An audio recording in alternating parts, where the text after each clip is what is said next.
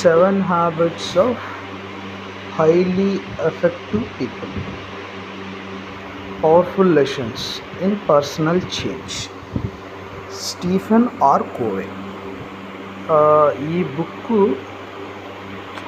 యాక్చువల్గా మా బ్రదర్ని అడిగాను, అంటే ఏ బుక్ చదవాలి సో దట్ మనం డైవర్ట్ అవ్వకుండా కొంచెం బెటర్ కెరియర్ వైపు మైండ్ అనేది ఒక ప్రాపర్ వేలో ఎలా బిల్డ్ చేసుకోవాలి, సో దట్ డైవర్ట్ అవ్వకుండా ఎలా ఉండొచ్చు, దాని మీద ఏదైనా బుక్ సజెస్ట్ చేయమని మా బ్రదర్ని అడిగాను. సో ఆయన 2 బుక్స్ సజెస్ట్ చేశారు. ఫస్ట్ బుక్ వచ్చేసేసి స్టీఫెన్ ఆర్ కోవే. ఇంకోటి బుక్ చెప్పారు, అది యూ కెన్ విన్ అని.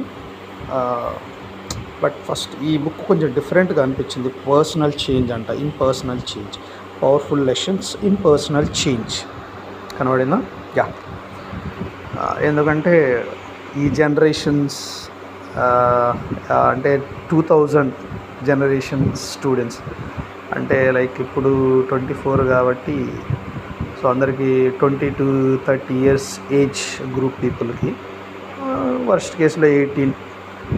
అంటే ఇప్పుడు ప్రజెంట్ ఏంటంటే 15 నుంచి కూడా అప్ టు 30 years ఏజ్ ఉన్నోళ్ళు ప్రతి ఒక్కళ్ళు డిప్రెషన్కి వెళ్ళడం, ప్రెషర్గా ఫీల్ అవ్వడం, డైవర్ట్ అయిపోవడం, లిక్కర్ అని చెప్పేసి, డ్రగ్స్ అని చెప్పేసి. ఈ మధ్య డ్రగ్స్ బాగా ఎక్కువైంది స్టూడెంట్స్లో కూడా, రైట్? సో అందుకని మనం అలా డైవర్ట్ అవ్వకూడదని చెప్పేసి మా బ్రదర్ని అడిగితే ఒక బుక్ సజెస్ట్ చేశారు. సో దట్ ఆ బుక్ చదవడం అయితే స్టార్ట్ చేశాను. బట్ నేను